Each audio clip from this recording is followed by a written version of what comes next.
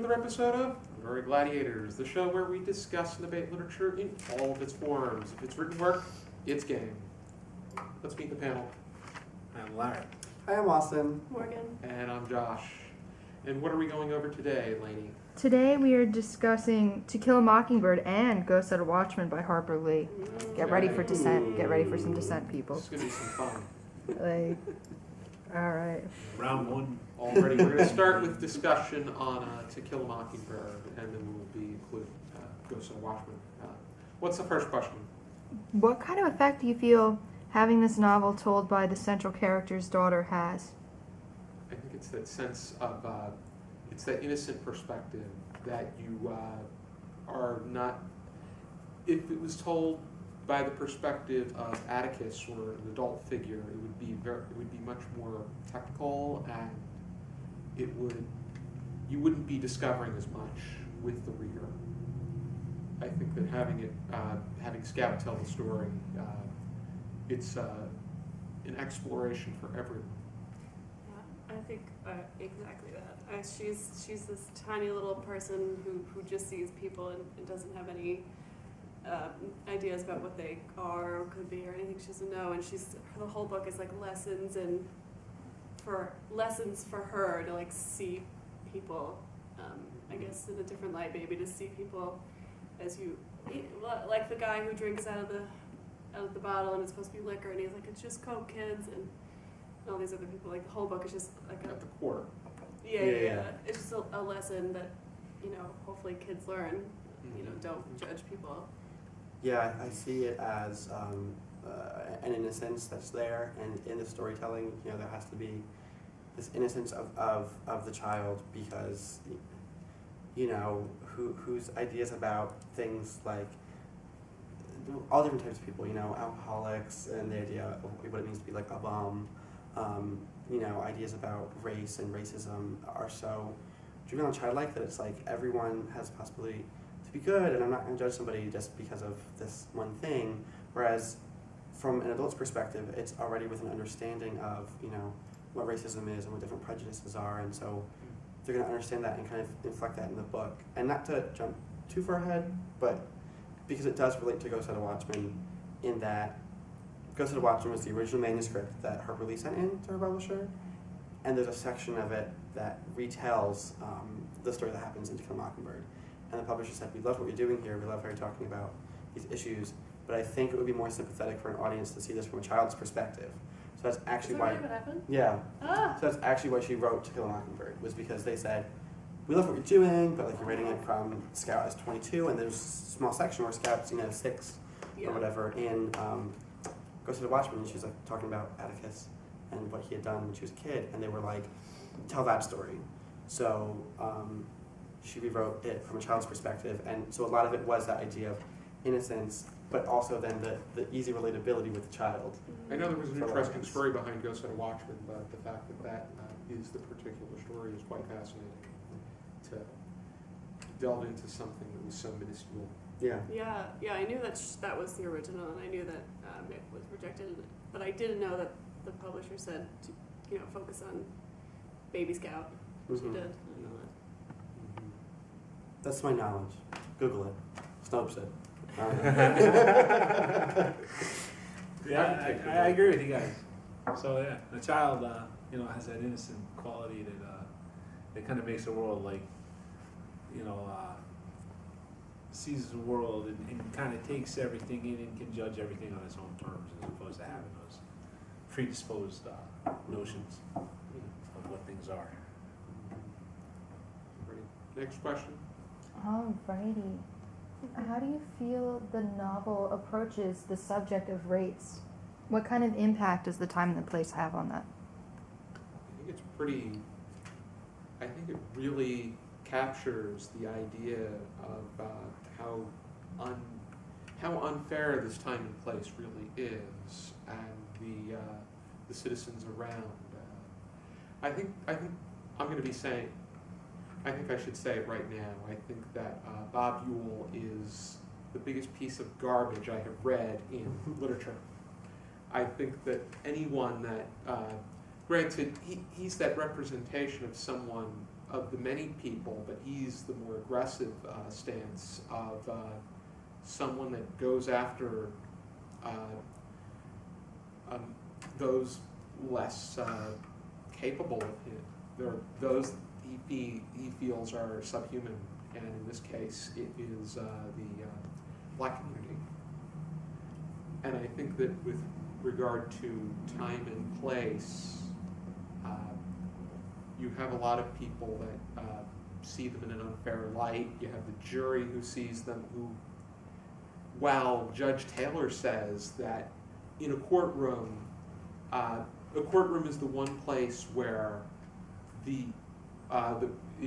people are not being judged based off of race, color, creed, income, but bias lingers in the air. It remains the constant. I think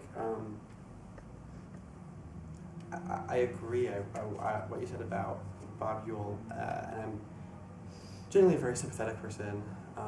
So even when people do really bad things, I try to see personhood in people. But I will say, when I first read this book, I was about 13 or 14, and He's a bigot and a moocher. yeah. What more can you ask? Yeah. You're bothering both sides of the. I don't know if I'm allowed to spoil the book in here. But Yeah, these are. This is discussion, so it's subject to spoilers. Okay, yeah. So when he died at the end, and I was 13 or 14, it was the first time a character had died in literature, and I was so relieved to hear it. Which sounds kind of awful, I guess, but I was like, I think that really speaks to what you were saying about how we use people. Anybody that will go directly to hurt children. Yeah. Yes, and I think that's the other thing. Piece of trash. I think that's the other thing about his character is that it talks about, you know, how the book approaches race.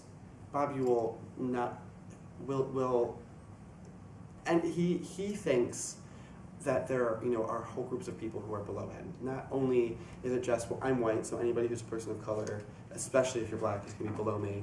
But it's also, you're a child. I don't care about you. You're below me. Your life doesn't matter to me. You know, I can do this to you as revenge because you're just an object. Totally.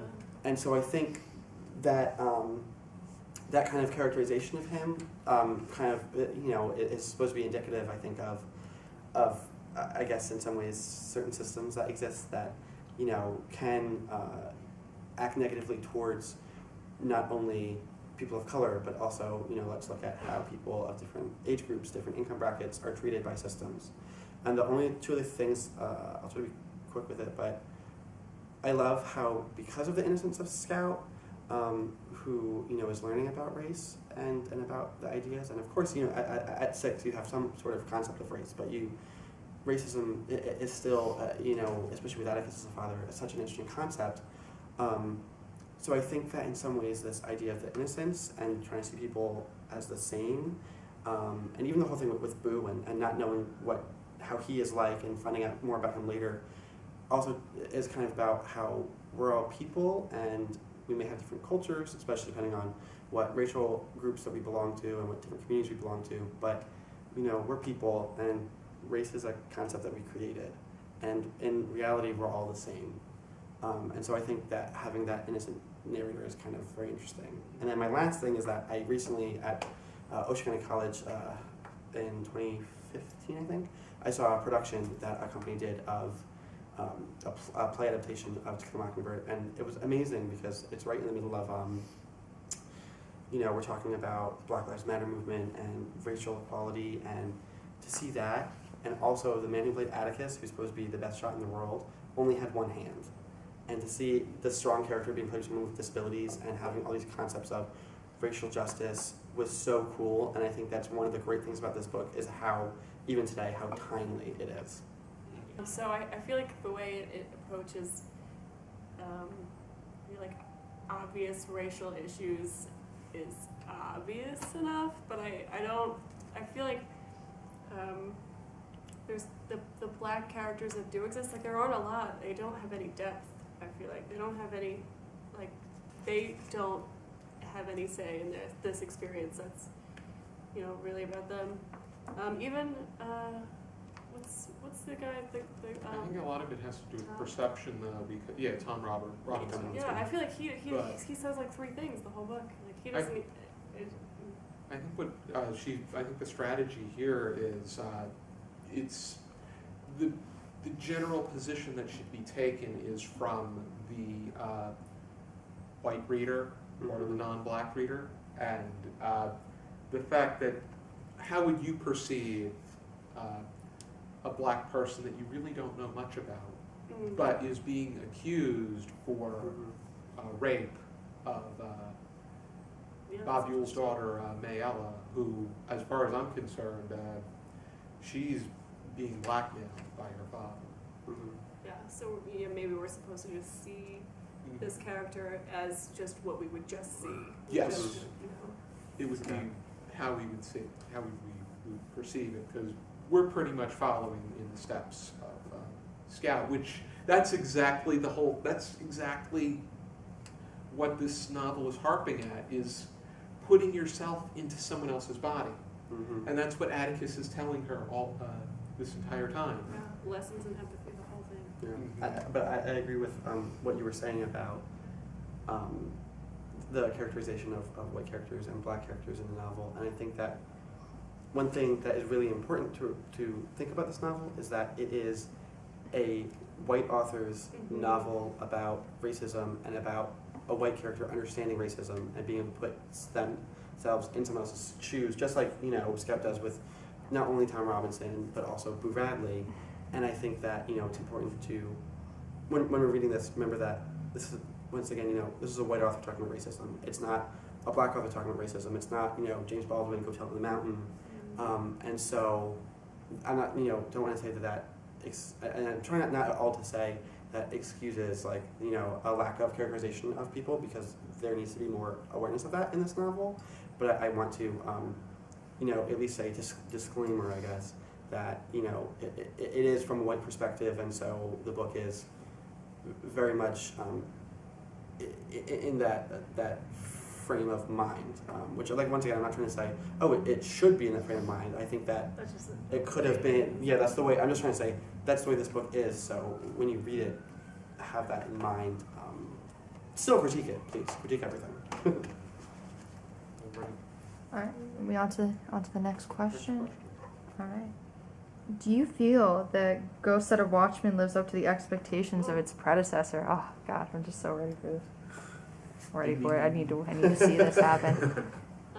I hated it. I hated it. Just the whole thing was I just feel like it was a disaster. And I don't think it should have been published at all. I'm gonna wait. So, Let me pick this I'm apart. excited to hear what Okay, let me pick this part a little bit.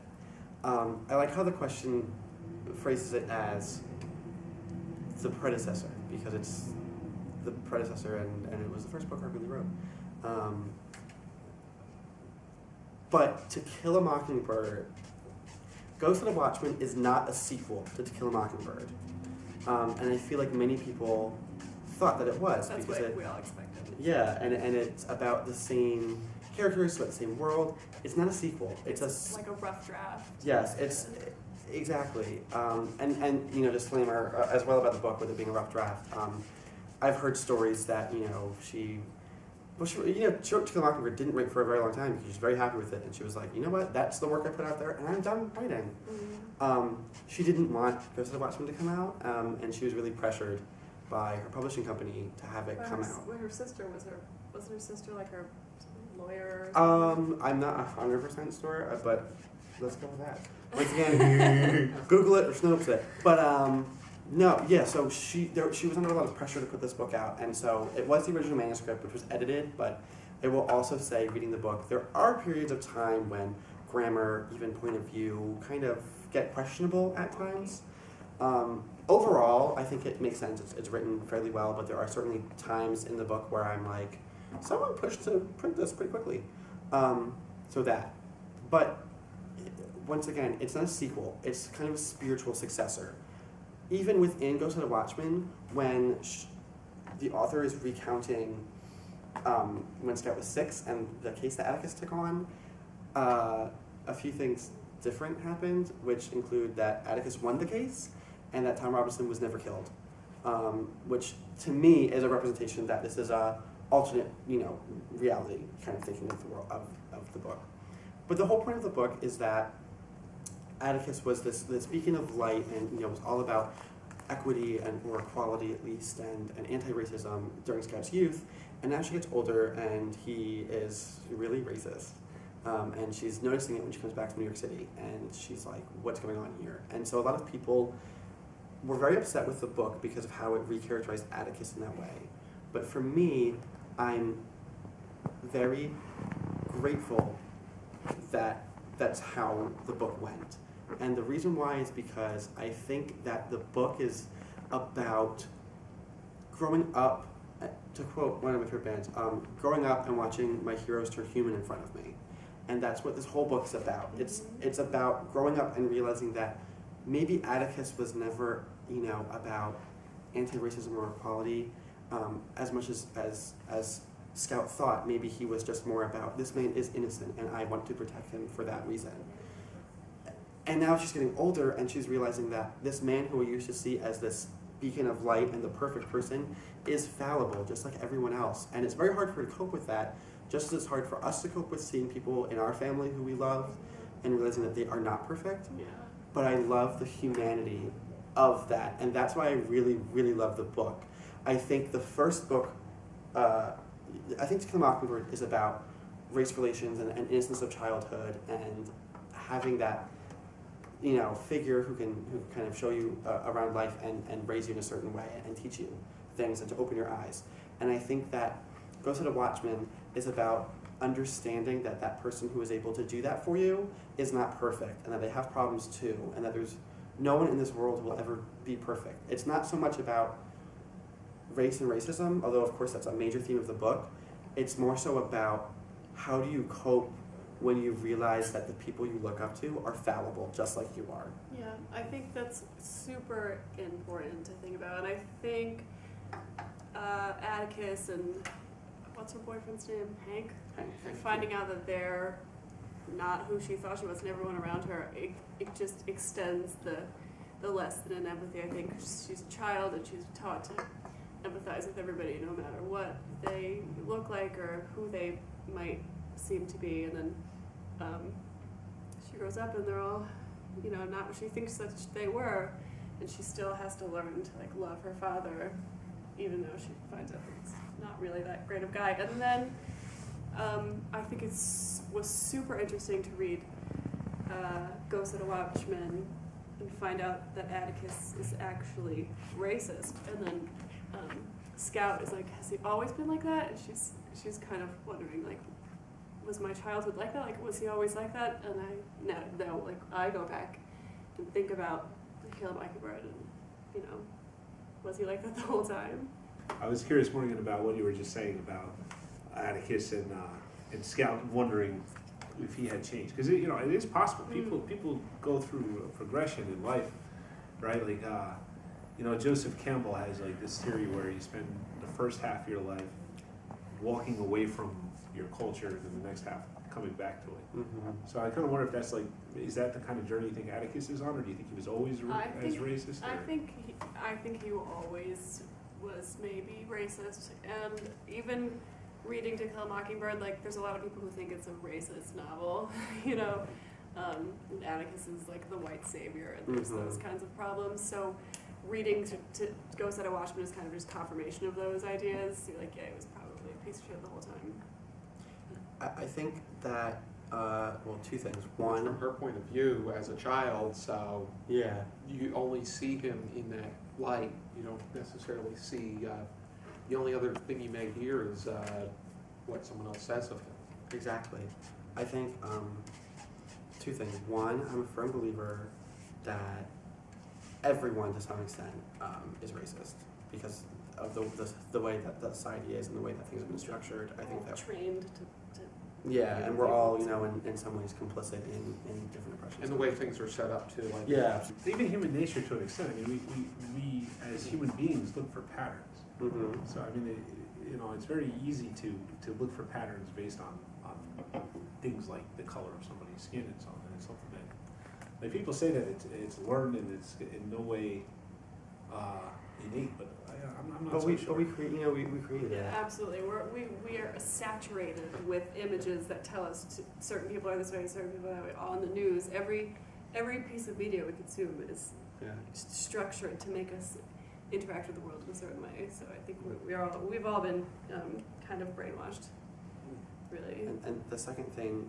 too about this story, I think, is that yes, I think it's completely plausible that Atticus has actually always been racist, and I think part of it is maybe he was defending Tom Robinson because he was saying, well, he's a person and he is innocent, and so therefore I am going to defend him. It has nothing to do with the color of his skin. You could still think that he's not as good as Yeah. other people. And I think that we, as children, can confuse doing the right thing, which is with being an actual good person. doing the right thing with doing the right thing for the right reasons, or with, having certain beliefs. That's Because really interesting. growing up, I think there's been people who I've met who I thought that they were this great person and they believed in these certain things because of something they did. And then I get older and I hear the things that they're saying and I'm going, wow, you never, you did the right thing, Yeah. but You learn that intentions are Kinda like always Rosie important to O'Donnell. action. yeah.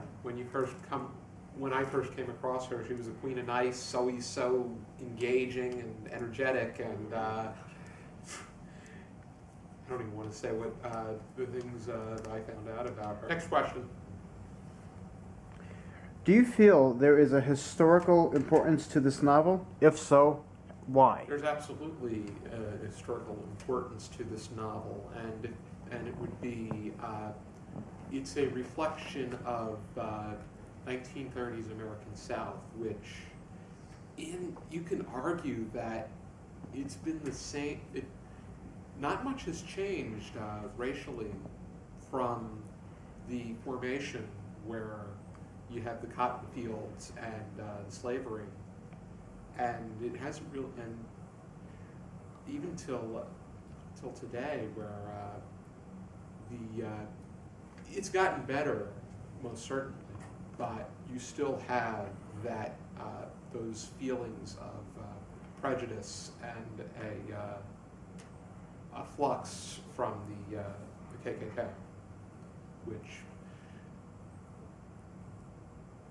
I thought it was really interesting in the second book how Atticus and Hank kind of try to rationalize their behavior by saying, well, we don't want, they're saying they don't want the North to come, and take control of the South, which isn't happening at all, it's just the NAACP coming, that's their rationalization, which I thought was really interesting.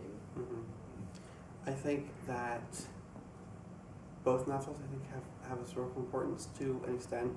I also think it's very interesting how the novel was set, or To Kill a Mockingbird at least, was set in the 1930s, yet published in the 1960s during the heat of the Civil Rights Movement. So I think that obviously informed the novel very much.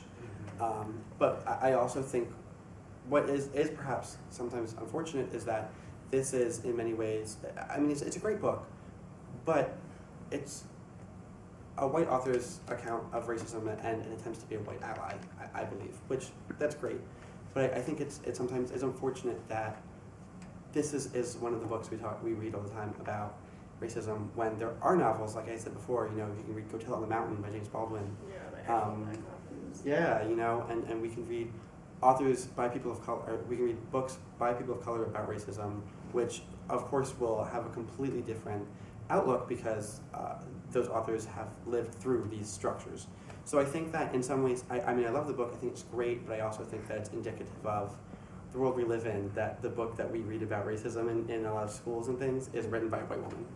I think one of the best parts about the novel is when they're in the current events class and someone goes over Hitler. Yeah, I think old Hitler is the term. Excuse me, it's Adolf Hitler. Old is not the proper way to say it.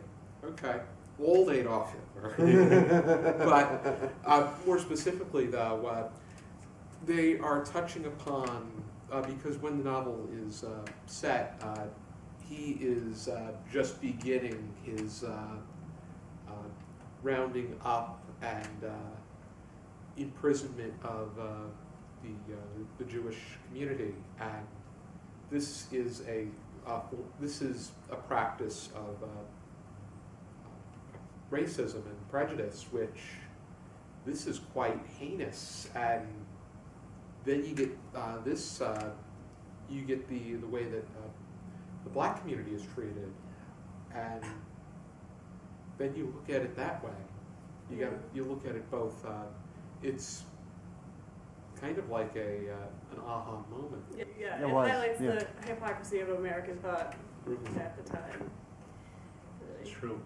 Yeah, the Holocaust. But you can major in eugenics at the time. Yeah, I think right. that, granted, I still think the Indian tribe genocide is even more Mm-hmm. heinous. There's so much that can be. It wasn't really explored here, but there's so much that can be said.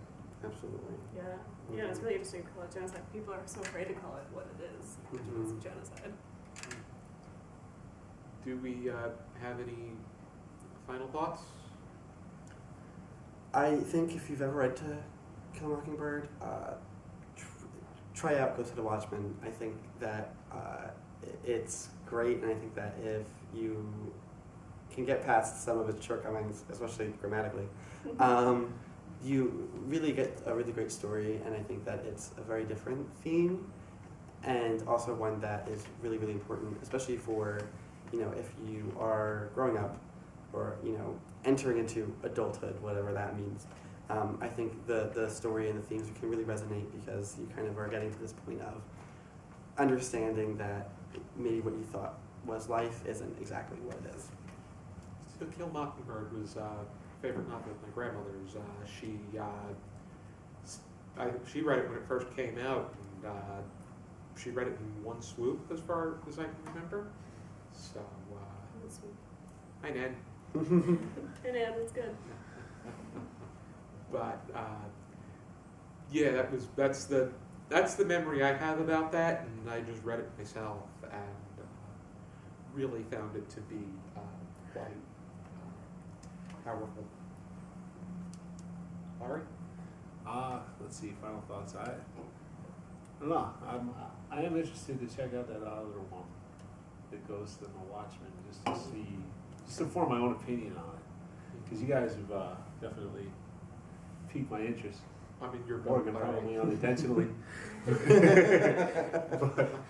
but I kind of want to, that's what I like about when people disagree on this show is that, it makes you want to have an opinion, and then it makes you want to read. So it's a positive. Did you say anything? I don't love To Kill a Mockingbird. Like, I wouldn't reread it on purpose. I reread it for this. Just on accident. But I didn't, I don't love it, and I really don't love, I'm sorry, I keep touching your book. I don't know, I have to touch it when I talk about it. I just feel like it was just That's the beauty of a book. no, I just feel like it shouldn't have been published because it's just a mess. I It think just feels like it's a mess. I think there are reasons that they published it. I know when it first came out, it was larger than that, and it was $28. What? I said no thank you. I waited until it was at Booktown in Manasquan, and it was $16. You could just Meanwhile, read a review about the book and you'll know exactly what it's about. It's like the first half of the book is just like To Kill a Mockingbird again, and then the second half is like, oh, Atticus is actually racist. The end. That's the book. Meanwhile, Josh waited till it was cheaper. Meanwhile, the day I found out about it, I pre-ordered it on Amazon for like $25. Wow. Got it shipped to my house the day it came out. I was like, wow! I posted on Instagram. I know when Kelsey on the show was resurrecting the literature club that I put together at the community college, she brought up one of her three first topics of discussion were: one, if you were a book, what book would you be? Whose lines is it anyway? Which she gave us a sample of that in her Proof Rock video, where she names a line from a book, and you gotta guess where it's from. And the third thing was, what are your thoughts about Go Set a Watchman, which was just coming out at the time. Mm-hmm. Already. Now it's time to rate both To Kill a Mockingbird and Go Set a Watchman. If you are not necessarily familiar with Go Set a Watchman, like Larry and I, you can withhold from doing so. But it's 0 to 5 scale with half stars allowed. Okay, To Kill a Mockingbird, I'll give it a 3 because I haven't read it in a long time and it doesn't really stand out as something that I was like blown away by or anything. So I'll give it a 3. And Go Set a Watchman, I'll give it a 2.5, even though I haven't read it. To Kill a Mockingbird, I'm going to give 4 stars because it's one of my favorite books. The first time I read it, it really stuck with me, and I just think it's a well-written book, and the themes are important and timely. But I think it's important, as I've said many times, to take into account that it is a white person's book about racism. So maybe I'm rating it too high. I just really like the book. Go Set a Watchman, I'm going to give 3.5 stars because it doesn't get too high ratings because the grammar and writing at times is questionable, to say the best. But I still give it a high rating, I think, considering because I really love the theme, and I think it has some great universal truths in it. I'm going to give To Kill a Mockingbird a 3, and Go Set a Watchman like a 1.5, maybe. Like a negative. Yeah, that's not great. Yep. Already, I'm going to withhold from Go Set a Watchman because I feel that I need to develop an opinion before I make a statement about Cop out. it. I'm not going to name a random. If that's the case, there's some books I would like. 50 Shades of Grey is going to get no star. I like to be. This is democracy. I like to be fair. You like your opinions to be backed by some kind of Yes, that is true. reality. To Kill a Mockingbird, I would give it 4.5 stars, like I did on Goodreads, because I think that while it is a white person's account on race, I feel that it's her view on the world around her, and I think that that's pretty. It's pretty evident, and it really highlights the time and place that is taking part in this. And I think that just just the message in general, I feel that that Harper Lee is successful. The gripe that I have is, why do Scout and Jem refer to their father as Atticus and not Dad? Or Pop or Father. I think that's addressed at some point in the book. The closest they get to it is when Mrs. DuBose, she cringes at that idea that they don't show respect to their father, and it's on the father's inability to parent efficiently enough after the death of his wife. Who died of a heart condition that Jem ended up dying from himself before Go Set a Watchman even took place. But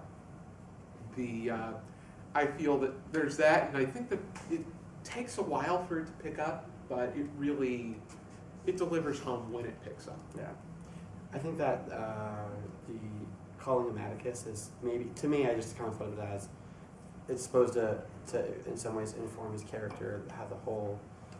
He's logical and mature, and he raises them possibly unorthodox, but to be, their own thinkers.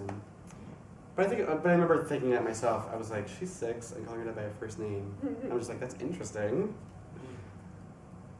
And I was even questioning I'm pretty sure that Atticus and Scout are father and daughter, but and people don't call their parents by their first name. It's kind of an interesting thought that you had, Austin. Like he's like maybe being kind of like a progressive type, like like trying to break some of the mold and do something different. I don't know. Maybe. If you're interested in picking up either book, we will be You just down picked them up. below. Yep, I have this version, the 50th anniversary of To Kill a Mockingbird with Scout from the movie, the 1960s movie. Gregory Peck plays Atticus Finch, but I'm trying to remember who played the Scout. But this is a nice looking cover for Ghost of Watchman. This just came out last year. Alrighty then. Be sure to join us next time for another episode of Literary Gladiators. For now, keep reading.